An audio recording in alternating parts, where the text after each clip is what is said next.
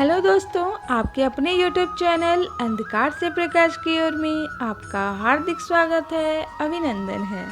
दोस्तों, मैं आज आपके सामने बहुत ही प्यारी कहानी लेकर के प्रस्तुत हुई हूँ। ये कहानी है जो चाहोगे सो पाओगे। तो देर न करते हुए कहानी की शुरुआत करते हैं। एक साधु था। वह रोज घाट के किनारे बैठकर चिल्लाया करता था कि जो चाहोगे सो पाओगे, जो चाहोगे सो पाओगे।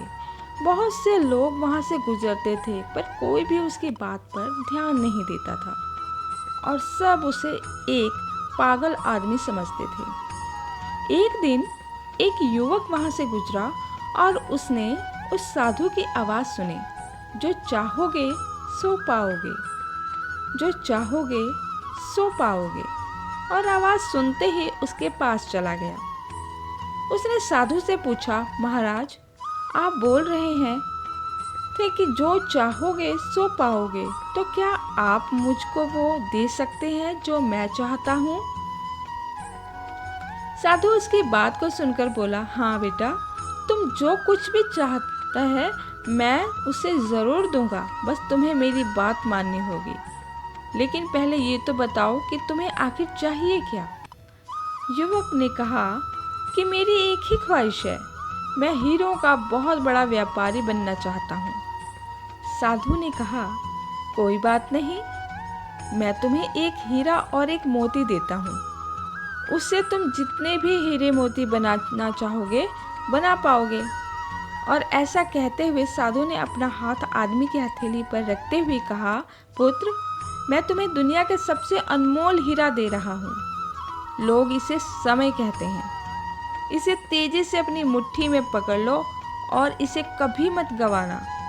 तुम इससे जितने चाहो उतने हीरे बना सकते हो। युवक अभी कुछ सोच ही रहा था कि साधु उसका दूसरी हथेली पकड़ते हुए बोला, पुत्र, इसे पकड़ो, ये दुनिया का सबसे बड़ा कीमती मोती है। लोग इसे धैर्य कहते हैं।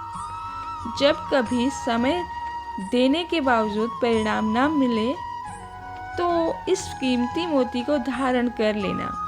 याद रखना, जिसके पास ये मोती है वह दुनिया में कुछ भी प्राप्त कर सकता है। युवक गंभीरता से साधु की बातों पर विचार करता रहा और निश्चय करता है कि आज से वह कभी अपना समय बर्बाद नहीं करेगा और हमेशा धैर्य से काम लेगा। और ऐसा सोचकर वो हीरे के एक बहुत बड़े व्यापारी के यहाँ काम करना शुरू करता है और अपनी मेहनत और ईमानदारी के बल पर एक दिन खुद भी हीरों का बहुत बड़ा व्यापारी बन जाता है।